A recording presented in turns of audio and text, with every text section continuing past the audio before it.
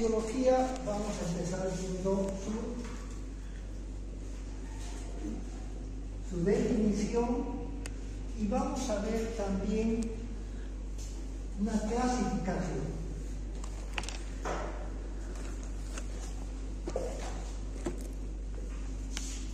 En esta clasificación vamos a ver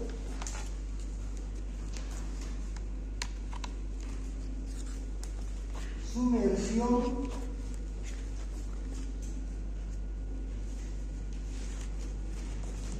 estrangulación,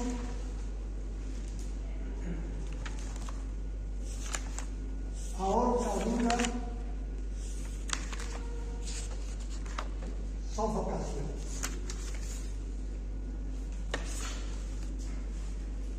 Empezaremos entonces por su concepto o definición. Rama de la medicina legista que tiene por objeto el estudio de la falta de aire en los tejidos, afectando contra la vida o contra la integridad corporal.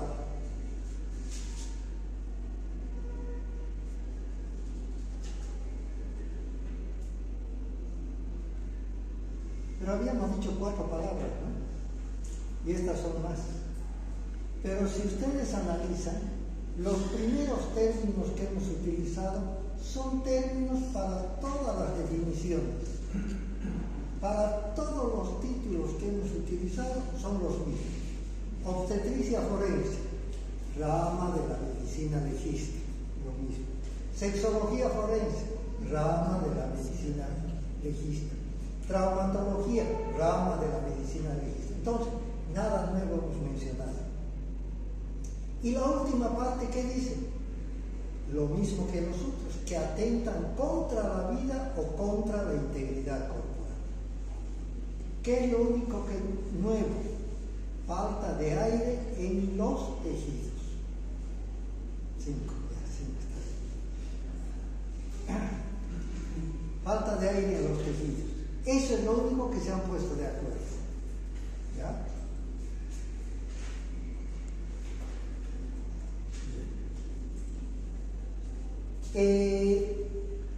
Dentro de la asfixiología forense se ha visto diferentes variedades de falta de aire en los tejidos y que va a afectar o contra la vida o contra la integridad corporal.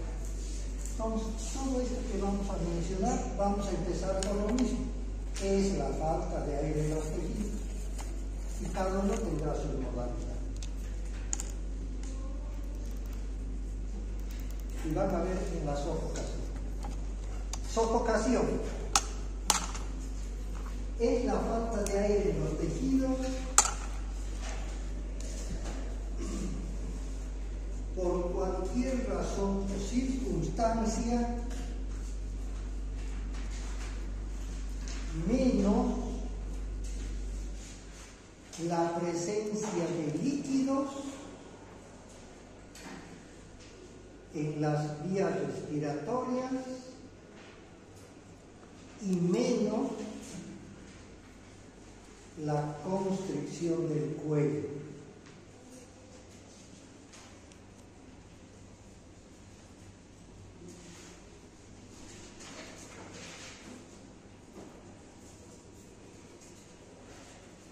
Si ustedes analizan esta pequeña definición, no cumple los requisitos o características básicas de un concepto, porque el concepto o la definición tiene que decir qué es, no qué no es.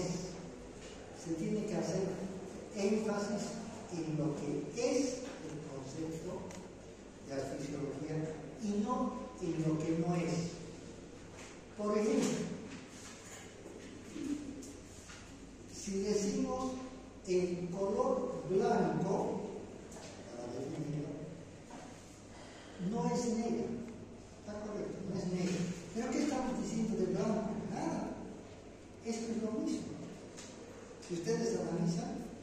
Sofocación es cualquier medio o circunstancia, cualquiera. ¿Estamos haciendo énfasis? No.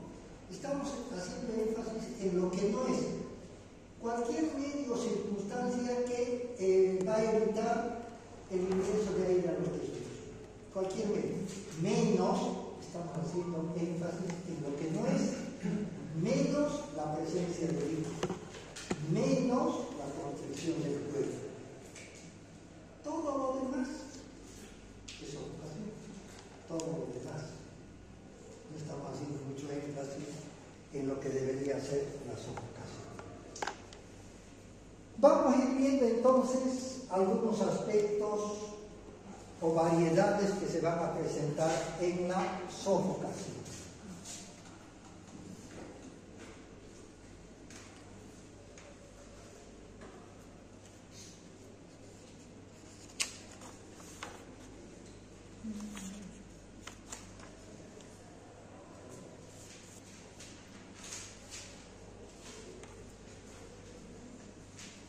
Obstrucción de los orificios de entrada, obstrucción de las vías de trayecto respiratorio,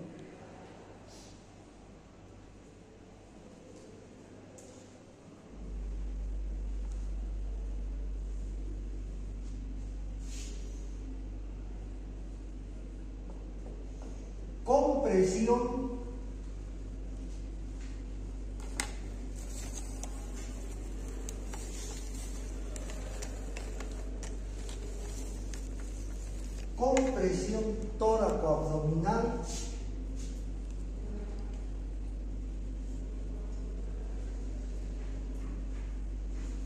confinamiento.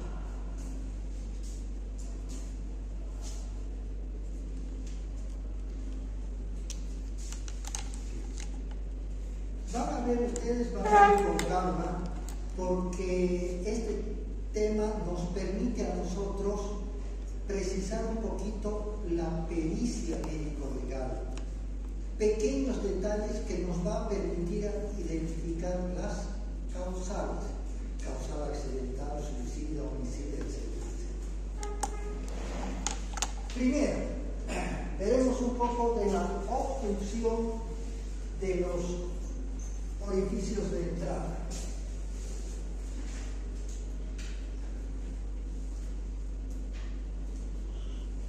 Es el taponamiento simultáneo,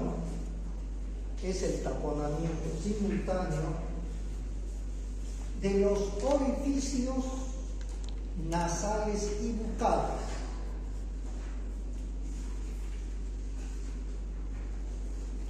Con objetos blandos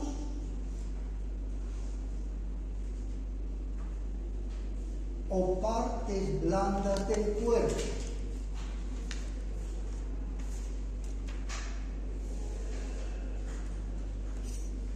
Las causales pueden ser accidentales u homicidas.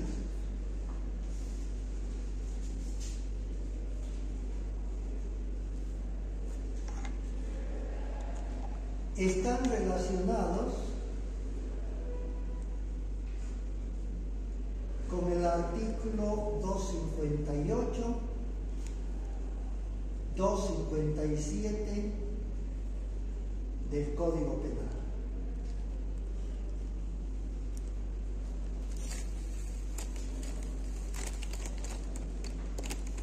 Como les decía, a medida de que ampliemos un poquito la parte aplicativa, se van a dar cuenta de cómo esos pequeños detalles nos van a permitir aclarar ha sido homicidio, no, ha sido causal accidental. ¿Ya? Entonces, vamos a ir parte por parte. ¿Qué es obstrucción de los orificios respiratorios, desde luego, orificios de entrada? Primeramente, para que se dé la sofocación, tiene que haber el taponamiento simultáneo. ¿Qué quiere decir? tapar al mismo tiempo el orificio nasal y el orificio bucal. Si no se da esta figura de ser simultáneo, no hay sofocación. Me imagino que han debido ver, no es solamente un caso, pero en casos de rinoplastía, ¿ya?, le hacen el taponamiento de los orificios nasales, y ese taponamiento puede ser 10 horas o más. Van a estar tapados los orificios nasales, pero la persona no entra en sofocación porque va a estar, aunque no es lo ideal, pero va a estar respirando por la boca. En algunos casos, cuando hay lesiones maxilares, ya, generalmente del asa ascendente del maxilar, hay fracturas, se darán cuenta que se puede enyesar esto. No se puede enyesar, ¿no? ¿Cómo se enyesaría? No. ¿Qué se hace? Porque cualquier fractura hay que inmovilizar. Cuando hay eso, se coloca en eje y se hace un cerclaje de los dientes. ¿Qué quiere decir? Como las personas que tienen bracket, arriba y abajo, pero se aprovecha esa estructura y con un alambre acerado, ¿ya?, se va como costurando los dientes. Aprovechando ahí, se le engancha, y la boca queda totalmente cerrada, ¿ya? Entonces va a ser un poquito difícil respirar por la boca, pero en estos casos pueden respirar por la nariz. Pero por curiosidad uno podría decir, si le hacen ese cerclaje, ¿y cómo se alimenta? ¿O no? Hay diferentes formas. Una de ellas, que no es la mejor, pero es una de las formas que se utiliza, se extrae una pieza dental. No precisamente de adelante, sino puede ser de los costados. Se extrae porque con ese cerclaje tiene que quedarse, como cualquier fractura, meses, un par de meses, hasta que consolide. Entonces se extrae una muela y por acá, a través de un sorbete, perfectamente pueden alimentar con jugos, con sopas, todo el tiempo, ¿ya? Entonces no habría más problema, más que el hecho de decir que una muela o un diente sano se tenga que extraer para ese fin. Bueno, entonces, ¿con eso qué quiero decir? Que para que se dé el fenómeno de la sofocación tiene que ser simultáneo, si no, no se da. Ahora, ¿con qué se puede hacer esta sofocación? Tiene que ser con objetos blandos, ¿ya? ¿Cuáles serían los objetos blandos? Una colcha, una cabecera, una almohada, algo que se deforme fácilmente para obstruir el orificio nasal y bucal. Pero también puede ser con partes blandas del cuerpo, como podría ser la mano, la flexura interna del codo, ¿ya? O el seno materno, parte blanda. Bueno, ¿qué causales? Causal accidental y causal homicida. Difícilmente podría darse una causal suicida, o sí se podría dar. Vamos a hacer un simulacro. Partes blandas del cuerpo, con la mano, suicida.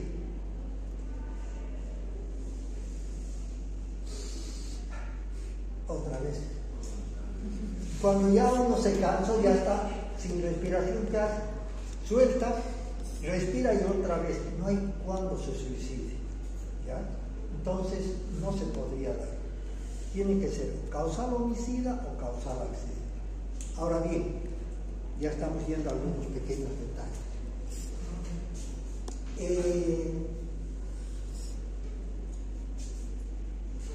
En los niños, cuando la causal es homicida, se llama precisamente homicidio, artículo 258. Ese homicidio, como es en niños, ¿qué se va a llamar? Infanticidio. Voy a hablar de lo que decía antes y de lo que dice actualmente el código. Antes decía exprofesamente así: si la madre diera muerte al niño desde el nacimiento hasta el tercer día, tiene una sanción penal de no más de 3 años. Si fuera desde el recién nacido hasta el tercer día. El cuarto día, si matara a su niño, la madre, mire la diferencia, tenía 30 años de presidio sin derecho a indulto, de 3 a 30 años. Así que por minutos podía haber una diferencia tremenda de sanción penal. ¿Y por qué nuestra legislación decía, primeramente, cuando la madre, y segundo, se daba esta situación de homicidio, o sea, del infanticidio, desde el nacimiento hasta el tercer día? Porque parte de la doctrina de esa ley, nuestra legislación, daba a entender de que la madre que mataba a su niño dentro de ese tiempo estaba en un estado de psicosis puerperal, así se llama. ¿Qué quiere decir psicosis? Un estado de enajenación mental transitoria, que según nuestra legislación duraba 3 días. ¿Ya? ¿Y en qué casos se podía dar esta situación? Vamos a dar un ejemplo, porque para que se dé ese estado de enajenación tiene que haber algún desbalance neurológico, tiene que haber algo, ¿ya? Algún estímulo, pero que sea en un cuerpo que no sea el común de las madres, tenga alguna chispa que encienda ese desbalance. ¿A qué me refiero? Si hay una mujer soltera, ¿ya?, que se embaraza, pues, y llega un momento en que tienen que dar la noticia a los padres, y todavía hay padres que, pues, consideran lo peor que pueda existir que su hija se embarace. Entonces, ¿qué hace? Le avisa al padre, porque ya se le va a notar, o a la madre, y como hay, pues, que sí, en algunos casos todavía personas que no comprenden, el padre la bota del hogar, la saca. ¿Qué hace? Va a buscar al cortejo, al novio quien la ha embarazado, para decirle: me han botado de la casa, pues tienes que ayudar. Y él tampoco le ayuda. Tampoco le ayuda. Ahora miren cómo es el análisis de estas personas que tienen ese pequeño estigma. ¿Por qué razón la botaron de su casa? Por culpa del niño. Esa es la manera de pensar. ¿Por qué? Porque si no hubiera estado embarazada, la relación hubiera sido una maravilla, todo muy bien. Entonces, por la presencia del niño es que la botaron. Va a buscar al cortejo novio, y el cortejo novio le dice: nada que ver. ¿Por qué nada que ver? ¿A quién le va a echar la culpa? Al niño. Porque si no fuera que estuviera embarazada, la relación con el cortejo, con el novio, hubiera sido una maravilla. Entonces, inconscientemente, ya está pensando de que es el niño el responsable, bajo su estado de enajenación, es el responsable de toda esa ruptura familiar y amorosa que ha tenido. Bien. Y esto es lo que ustedes tienen que tomar en cuenta. Normalmente, cuando nace una criatura, la madre, nace la criatura, la madre va a estar desesperada de ver a su hija o a su hijo, ¿ya?, de tenerlo en sus brazos, independientemente de que la criatura esté con el punto sebáceo, que esté con sangre, lo que va a querer después de 9 meses de haber tenido dentro de su vientre, abrazar a la criatura. ¿Ya? Ese momento nadie va a decirle a la mujer, no me lo traiga, está un poquito sucio, báñelo y después me lo traiga. No hay eso. ¿Ya? Pero, ahí viene. En estos casos que estamos comentando, y ahí tomen en cuenta, si al sacar a la criatura y ustedes muestren a la madre, la criatura, y la madre haga un lado para no querer ver a la criatura, den parte a la enfermera y al médico para que controlen a esa madre y a esa criatura. Esa criatura tiene probabilidades de morir, porque la madre no quiere saber de la criatura. Esa es una reacción natural. ¿Quién no va a querer ver a su hija? Pero si ella no, tienen que dar parte porque tienen que vigilar a esa madre. Bueno, para hacer entonces la diferencia entre el delito y el accidente, causal accidental, causal homicidio. Lamentablemente hay una situación que no recomiendan los obstetras ni los pediatras, es que la mamá, obviamente que después de haber tenido un preparto de varias horas, un proceso de dilatación de varias horas, dolor, nace la criatura y la madre se relaja. Es lo más natural. Después de semejante estado de tensión y todo, se va a relajar, ¿ya? Y lógicamente se va a dormir. Pero la criatura no sabe pues lo que ha pasado la madre. Así que cualquier momento se pone a llorar la criatura. ¿Y qué hace la mamá? Le va a dar, ya empezando, ya va a dar el seno materno, tal vez primeramente calostro, etc., pero ya le va a dar el seno materno. Y ahí viene esa situación que no recomiendo. Como está muy cansada, la posición más cómoda para la mamá es, estando echada, le da el seno materno. Como ha estado muy agotada, fácilmente se puede relajar. Y la succión del seno va a ayudar a que se relaje, ¿ya? Cuando está chupando, se va a relajar. ¿Y qué puede pasar con la mamá? Que se duerma. Y se duerma encima de la criatura, parte blanda del cuerpo.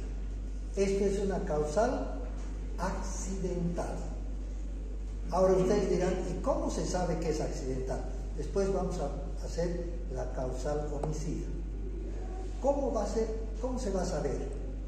No es complicado, pero tenemos que tener el mínimo de conocimiento acá y nos vamos a dar cuenta que no era nada complicado diferenciar. Bueno, recuerden ustedes que cualquier muerte violenta o sospechosa requiere autopsia médico-legal. Puede ser violenta o puede ser sospechosa. Algo ha pasado, en este caso, algo ha pasado. ¿Por qué se ha muerto la criatura? Algo no está bien. Entonces, muerte violenta sospechosa, autopsia. En la autopsia, probablemente se pueda abrir cavidad craneal, que no tiene mucha trascendencia, torácica, tal vez para ver si hay costillas lesionadas o no, pero es la cavidad gástrica. Se abre cavidad abdominal, cavidad gástrica, y en la cavidad gástrica, ¿qué se va a encontrar? Leche. Se va a encontrar leche. ¿Y por qué no va a seguir la leche yendo por el intestino, por ejemplo? No hay peristaltismo. Si se ha muerto la criatura, va a llegar al estómago y se va a quedar en el estómago la leche. Por lo tanto, se abre, se ve leche. ¿Qué quiere decir? Que la madre le estaba dando de mamar. ¿Ya? Es más, ustedes saben que la leche es proteína y las proteínas se pudren. Los hidratos de carbono se fermentan. Entonces, se va a podrir la leche si es que ha pasado muchas horas. Por ejemplo, que le dio y no avisaron, entonces se va a notar de alguna manera ese olor, si se quiere, ¿ya?, de que se está pudriendo un poquito la leche. Entonces, ¿eso qué quiere decir? Que no ha sido inmediatamente después de tomar que han avisado que la criatura se ha muerto. Han pasado horas. Pero de todas maneras va a haber, nos permite calcular probablemente hace tantas horas que ha muerto la criatura, etcétera, por la forma en que se va a presentar la leche. Bien.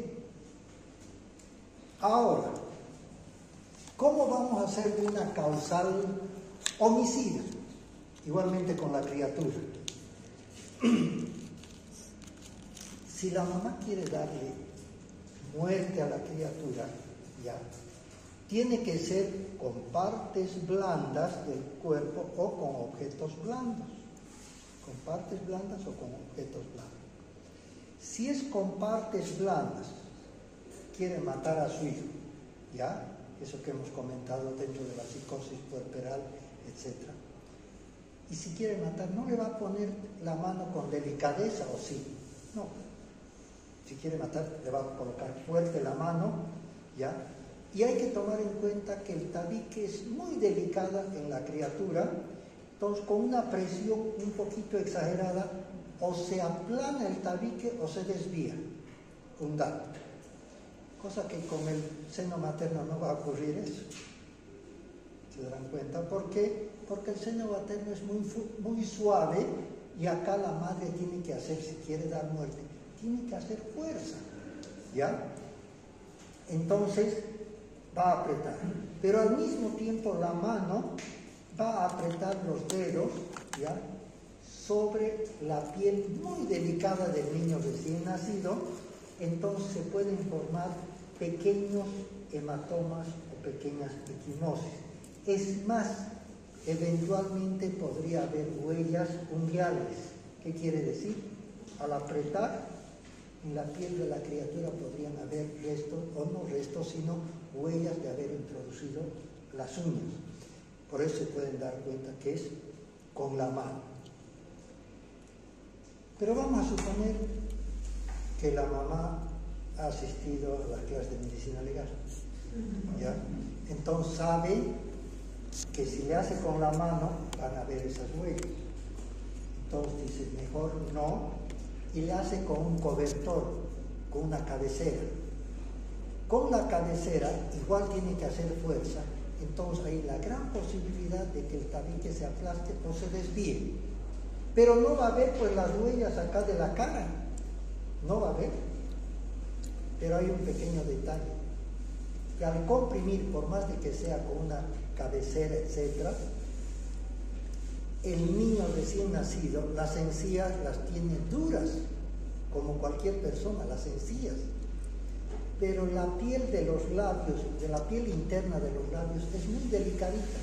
Entonces, con una presión acá, encima, ¿ya?, acá no va a haber nada, ¿ya? ¿Qué se hace? Se da la vuelta. Y ahí se va a ver en la parte interna de los labios regiones equimóticas, que quiere decir que ha habido presión sobre esas. Entonces se van a dar cuenta de que sí, por esas evidencias hay la posibilidad de que esto haya sido una causal homicida. Lo mismo que en el anterior caso, pero hay que hacer la autopsia médico-legal. Y se abre cavidad abdominal, cavidad gástrica. ¿Y qué se va a encontrar? Nada. No se va a encontrar nada. Porque la madre, ¿qué va a querer decir? No va a decir, sí quería matar. No va a decir eso, ¿ya? Pero va a decir, no, fue sin querer, porque le van a asesorar, ha sido con el seno, etcétera, ¿ya? Pero ¿qué va a pasar? Cuando se abre esto, no va a haber leche, ni antigua ni nueva. ¿Por qué no va a haber? Porque no le estaba dando de mamar. No le estaba dando de mamar, ¿ya? Porque esto es una exageración, pero se darán cuenta, es muy difícil que una mujer que quiere matar a su niño tenga que decir, bueno, voy a matar a mi hijo, pero que muera hartadito. Entonces primero le va a dar leche, ya se hartó el niño, sí, le va a hacer eructar, todo le hace botar los gases. Ahora sí, recién la mató. No va a estar preocupada de darle todavía leche. Entonces normalmente en la autopsia el estómago se encuentra vacío.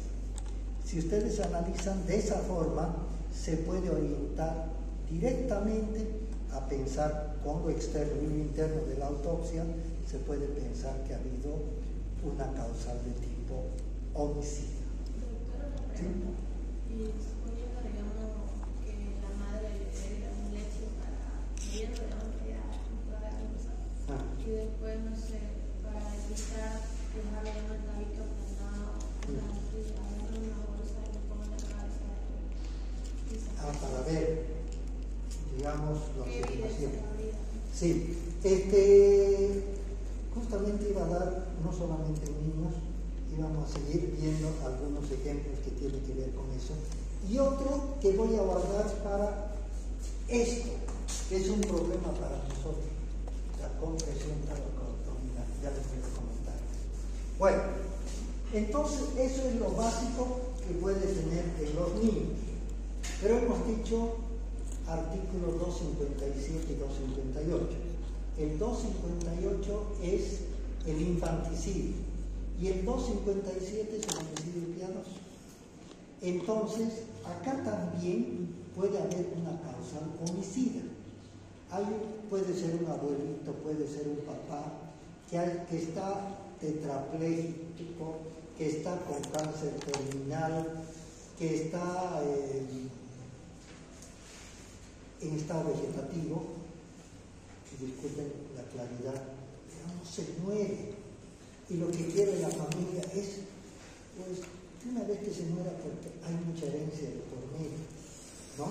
Entonces, de una vez el papá ya, si no tiene posibilidades, todo, ¿cuándo lo vamos a repartir? Bueno, entonces, ¿qué hacen? Justamente lo que decía, le pueden colocar como está en estado de inconsciencia o no puede defenderse tetrapléjico, le pueden tapar la boca, le pueden poner un cobertor ya encima de la cara, todo, y evitar que respire. No va a haber demasiada huella, ¿ya? No hay demasiada huella. Eso es lo que te decía también acá. No hay demasiada huella. Pero hay en otro lugar peor. Pero les voy a decir cómo la evidencia médico-legal nos permite agarrarnos de pequeños detalles. Ya van a ver esto. Bueno, esto es lo que podemos comentar sobre obstrucción de los orificios de entrada. Ahora vamos a ver obstrucción de las vías de trayecto.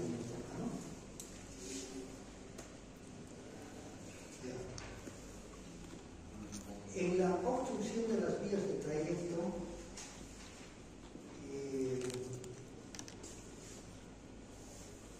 se van a equivocar ustedes. Les estoy creyendo. Bueno, vamos a ver todavía. Obstrucción de las vías de trayecto. Es el taponamiento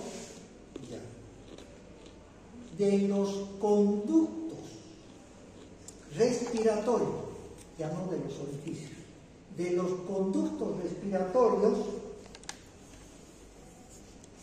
por sustancias sólidas, líquidas o pulverulentas.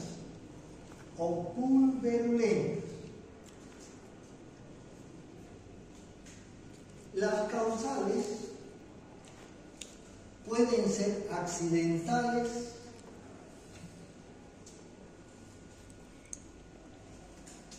u homicidas.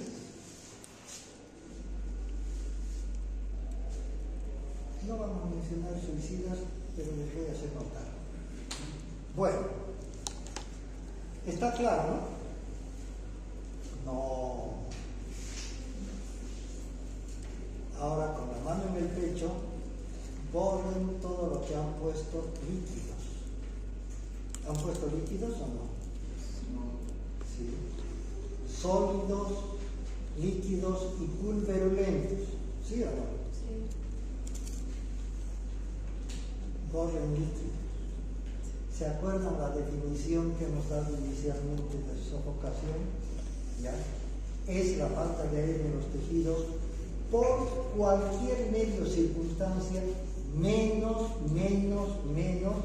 la presencia de líquidos en las vías respiratorias o la constricción del cuello. Ya que hemos puesto líquidos, que ustedes han notado. Bueno, bórrenlo eso de líquido, porque no vaya a ser que en el curso de verano se equivoque y otra vez le pongan lo mismo. ¿Ya?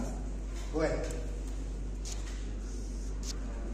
Esto en realidad tiene mayor causal accidental que causal homicida. Tenemos un caso muy famoso de causal homicida. Pero ¿dónde está la causal accidental principalmente?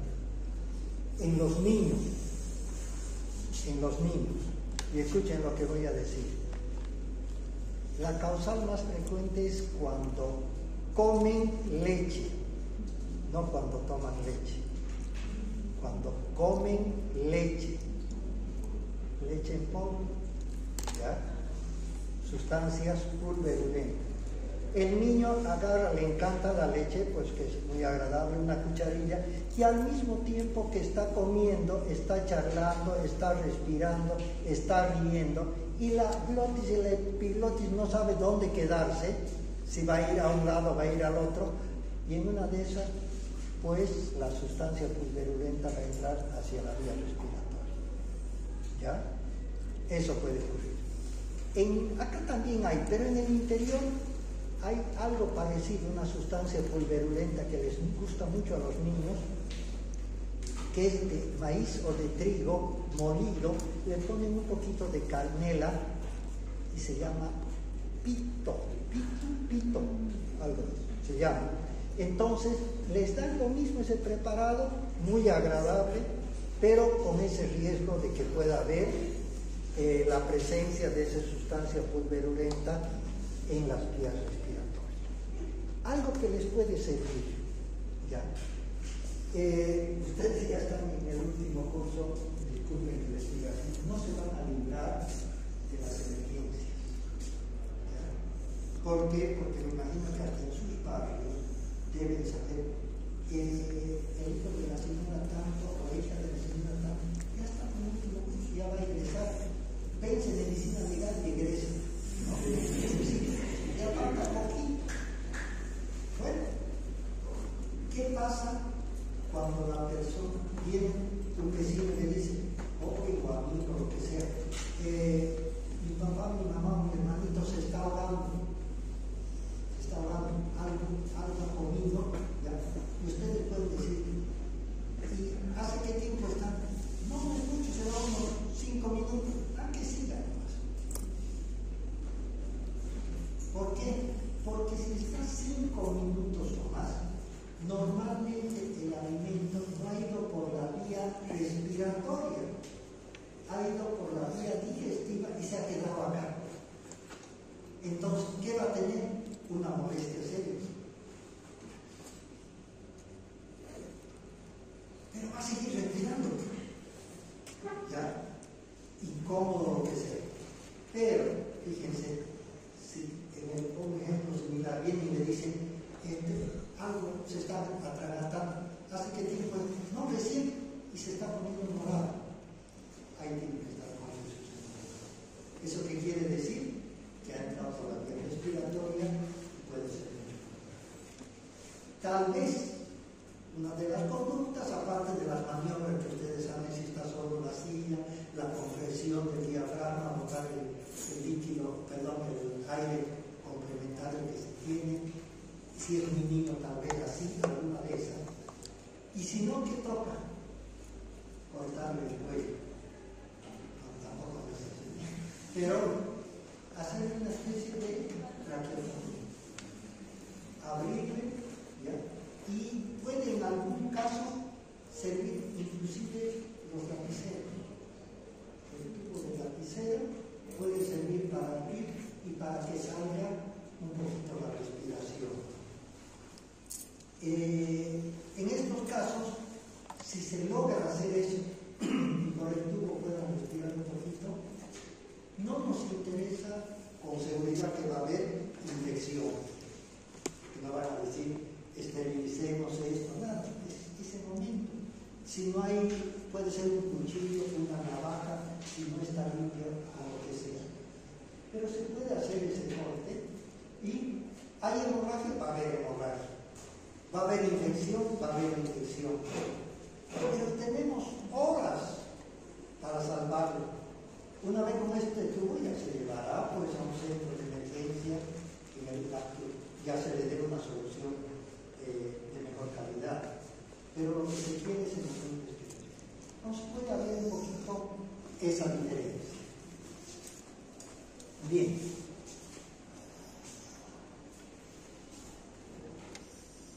Hemos visto accidental, pero puede haber homicida, causal homicida. Es muy raro, pero justamente nos ha tocado acá un caso muy complejo de dos hermanos de una provincia que después de un tiempo muy largo, imagínense, cuando ya comenzaron a sospechar quiénes eran, se supo que en esa provincia donde vivían había tenido más de 16 violaciones. Ya, no era una, más de 16 violaciones.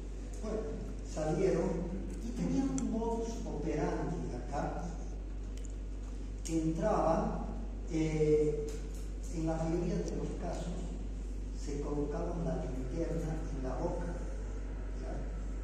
Primero para tener las manos y segundo que con la linterna no se puede ver la cara. La luz está reflejando ahí, no lo podían identificar. Bueno, entonces entraban a robar, violaban y en algunos casos asesinaban.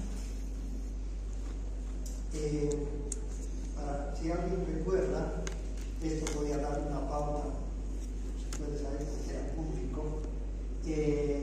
Una de ellas, que no murió, pero fue violada y le robaron, era la hija de un concejal. ¿Ya? Pero les comento esto porque ella públicamente dio su testimonio para que no les vuelva a pasar esa situación. Otra de las víctimas era una familia muy acomodada acá, que tampoco la mataron, pero violaron a la sobrina y a la tía. Y como eran de recursos, contrataron detectives o investigadores de Brasil que vengan acá con todo su equipo, todo pagado por ellos, y lograron publicar. Pero antes de eso, estas personas, que es a donde quiero llegar, uno de los casos, entraron a una casa donde vivía una comunicadora social, porque fue la que dijo, entraron por acá, porque le alquilaron unas piezas ahí atrás, entraron y ¿qué hicieron? Y así dice en el expediente, que le introdujeron un calcetín, así dice, un calcetín, ¿ya?, hasta la vía respiratoria. O sea, orificio de entrada, boca, nariz, no tenía nada.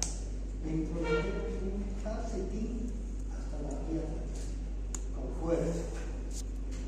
Y después, cosa que no era lo que iba a provocar la sofocación solamente el calcetín, sino que mencionaba, le colocaron una panty, una media panty acá, probablemente para que tampoco haga sonido o lo que sea, y tan fuerte le amarraron, ¿ya?, que cuando le hicieron la autopsia y le sacaron la media, las comisuras labiales estaban partidas, abrieron, ¿ya? Entonces, ¿murió por qué? Por sofocación, por obstrucción de las vías del trayecto cáncer chico. Lógicamente fue violada de la peor manera porque había sangre bastante en el lugar y encontraron pues que la anemia fue la causa, el cáncer fue la causa de la sofocación.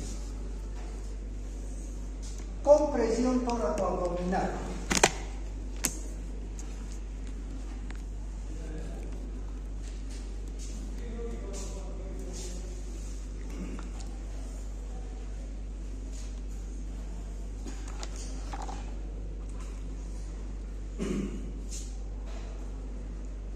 Esta circunstancia se presenta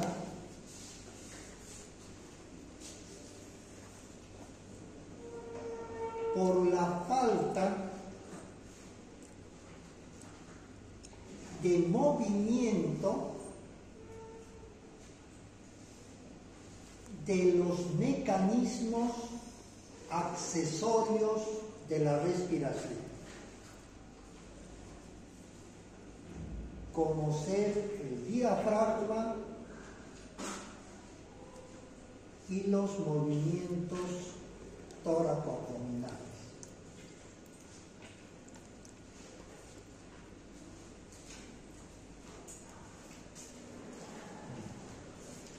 Puede haber causal accidental o causal homicidio.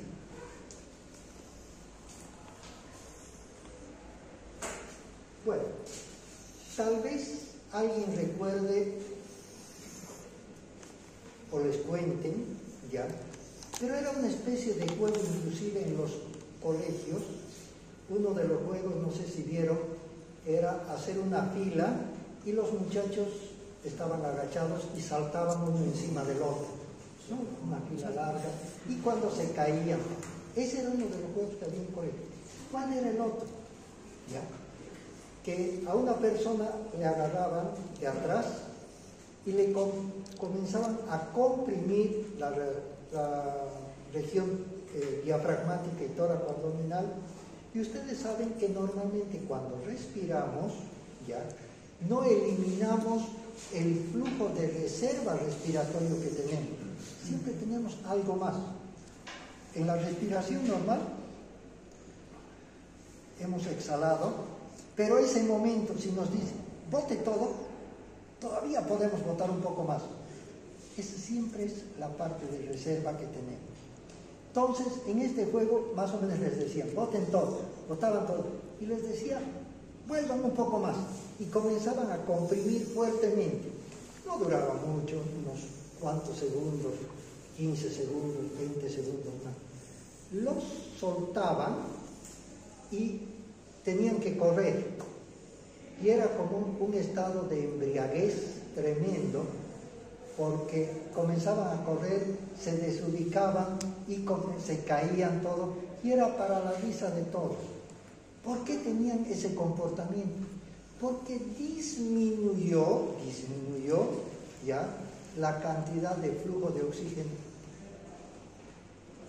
con esto, porque no tenían ni la reserva siquiera. Normalmente no era muy grave, ¿ya? Pero si hubiera sido más largo, ustedes saben que con un par de minutos o 3 minutos puede haber lesiones irreversibles del cerebro, pero no se llegaba a ese extremo. Pero esa es una forma de tipo accidental. Justamente lo que hacía también la inquietud de su compañero. Para nosotros, les decía, la compresión tóraco-abdominal en personas mayores por una causal homicida, no tenemos respaldo de la evidencia, ¿ya?, del momento, la evidencia en la persona. No hay rastro. ¿Qué es lo que ocurre? Nuevamente volvemos a que si la persona es un enfermo terminal, tetrapléjico, que está en estado vegetativo y todo, y quieren hacer la causal homicida. Pero como digo, han asistido también a esa clase, y por lo tanto saben que no pueden hacer con las manos, ya, porque pueden quedar evidencias, y lo mismo por la presión. ¿Saben qué? Se ha visto en algún caso que no hay ninguna evidencia. Si la persona está en ese estado que no se puede mover, se sientan encima del tórax. La persona está echada y se sientan, por más de que esté intubada con oxígeno, pero al sentarse no hay movimientos tóraco-abdominales y tampoco hay movimiento diafragmático. Se sientan y se quedan ahí sentados. Se mueven, se levantan. ¿Qué evidencia? La única evidencia, pero no es precisamente en la víctima, es buscando las colaterales. ¿Qué quiere decir? ¿Por qué murió? ¿Hay alguna evidencia? No, no se ve, no hay lesiones, no hay nada. Pero si hay sospechas, se puede ver a qué hora ocurrió colateral, a tal hora. ¿Qué enfermera estaba de turno ese momento? Tal enfermera. ¿Quiénes vinieron a visitar en ese periodo? Su sobrino. Entonces ya pueden ir buscando un poquito y correlacionando la muerte, la hora y las personas que estuvieron por ahí. Ahora, también accidental, que es lo que ustedes ven acá, es cuando existe catástrofes, muchas veces ya sea losas, ¿ya?, que no es el mecanismo de choque, sino es mecanismo de aplastamiento. Viene una losa, ¿ya?, y no puede soportar el peso, pero está comprimiendo los mecanismos accesorios de respiración. No puede mover el diafragma ni el movimiento tóraco-abdominal. Ustedes saben, ¿ya han visto en pediatría? Esto no. Mejor, porque si no, hubieran dicho, se está inventando. Bueno, normalmente se van a fijar, el niño pequeñito tiene una respiración tóraco-abdominal. Con todo respira el niño. ¿Se han fijado? Abdomen y tórax. Cuando es joven, hasta por estética, el joven respira torácicamente. ¿Ya? Iba a decir, y cuando somos mayores. Y cuando son mayores, nuevamente viene tóraco-abdominal y en algún caso predomina el movimiento abdominal. Pero entonces siempre hay compromiso tóraco-abdominal y el compromiso diafragmático. Puede que estas personas no tengan absolutamente nada en los orificios nasales, bucales, en el tracto respiratorio, nada, pero es en el mecanismo accesorio de la respiración. Confinamiento.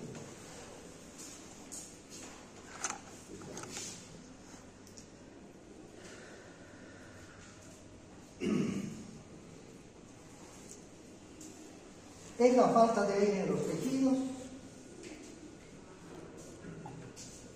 como consecuencia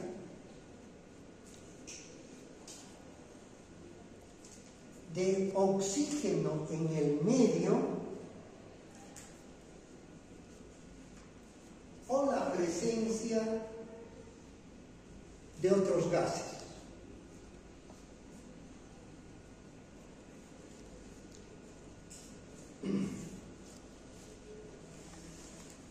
Puede ser causal accidental,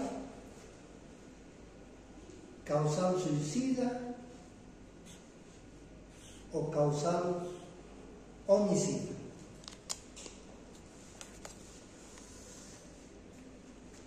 Se requiere un mínimo de 14 metros cúbicos por persona en 24 horas para evitar el confinamiento.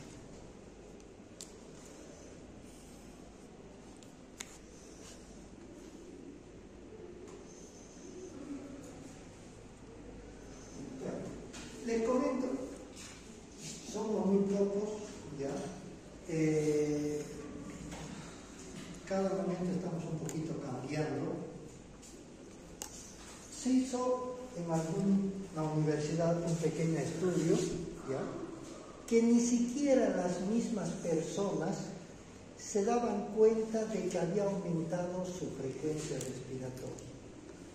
Si nosotros acá en este ambiente somos, vamos a suponer, 80 estudiantes, ¿ya?, está todo lleno, ¿ya?, está todo lleno, y permanecemos unas 5 horas todo cerrado, ¿ya?, normalmente la frecuencia respiratoria puede ser 14, 15, 16 dentro de lo normal, ¿ya? Pero después de un momento, después de esas horas, se hizo ese estudio y se vio la frecuencia respiratoria había aumentado a 19, a 20, ¿ya? Pero tampoco era como para decir estoy muy fatigado, nada, pero de todos había aumentado. ¿Por qué? Porque la cantidad de oxígeno de ese ambiente disminuyó a expensas de otros gases. ¿Cuál gas? Dióxido de carbono. Entonces, aumentó el dióxido de carbono, sintió los receptores del cuello y eso nos indica que aumente su frecuencia respiratoria, no hay mucho oxígeno, perdón, no dice no hay mucho oxígeno, hay mayor cantidad de dióxido de carbono.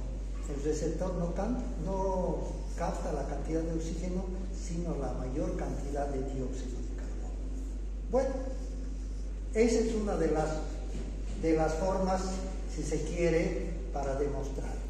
Pero resulta, esto ocurrió en el Uruguay, en la época de los famosos montoneros, los gobiernos militares, los líderes guerrilleros, etc. ¿Y qué hacían allá? Cuando salían en manifestación, los que tenían los megáfonos y los que eran líderes, si se quiere, los gendarmes, los policías, veían quiénes estaban y agarraban y los llevaban a un cuarto de detención, ¿ya? Era un cuarto especial de detención, los iban dejando, no les hacían el análisis de documentos, antecedentes, nada, sino que los iban llevando. Era un cuarto de detención especial, por lo tanto no tenía ventanas y tenía, por lo que se ve en la imagen, unos orificios justamente del tamaño de un ladrillo, ¿ya? Porque si hacen grandes por ahí podrían escaparse.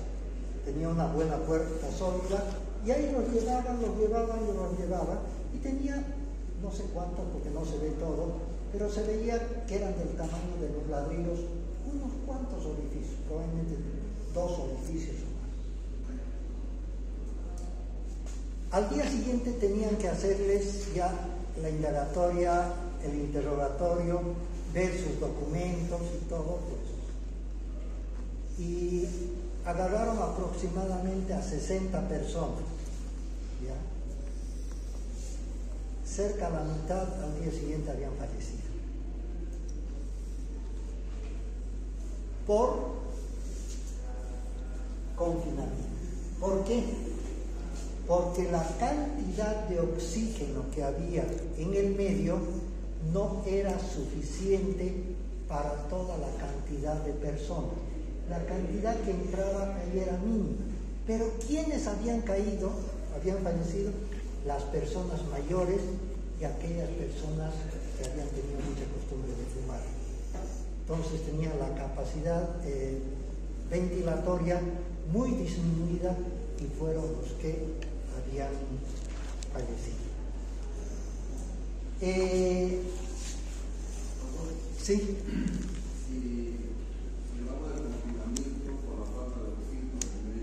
Sí. Pero también puedo decirle que lo que sucedió en la Segunda Guerra Mundial en Chernobyl, no, Chernobyl no, eso es. Le metían dióxido de carbono con los caños de tanque, No, pero no era dióxido, es monóxido de carbono. El dióxido de carbono es lo que nosotros respiramos, CO2. Y lo que había es el caño del escape, agarraban en la Segunda Guerra Mundial a los judíos, los agarraban, los metían en unos containers que eran carrocerías de camiones cerrados, y el escape, que es monóxido de carbono, lo conectaban a la carrocería. ¿Ya? Entonces, hasta llegar a las fosas comunes ya habían fallecido un montón. Eso también es confinamiento por el cambio, que en lugar de oxígeno, datos que hemos dado, si a nosotros por cualquier circunstancia, y es bueno que sepa, a una persona se le encierra en un lugar, ¿ya? Un depósito, un cuarto, se le encierra, y ese depósito, ese cuarto, tiene 2 metros de largo, pequeñito, 2 metros de alto, 2 metros de ancho, se lo encierra por 24 horas, una sola persona. ¿Vive o no vive? No vive. ¿Por qué? Porque se necesita un mínimo de 14 metros cúbicos. Cuando hablamos cúbico 3, estamos refiriendo que tiene que haber 3 dimensiones: largo, ancho y alto. Si tiene 2 metros de largo, 2 de ancho, 2 por 2, 4, y 2 de alto, 2 por 2, 4 y 2, 8. Se necesita 14 metros. Pero si fuera 3 por 3 por 3, 3 de alto, 3 de ancho y 3 de largo, y una sola persona encerrada 24 horas, ¿sobrevive o no? Sobrevive. 3 por 3, 9. Por 3, 27. Le da para sobrevivir. Entonces, eso está. ¿Qué más? No.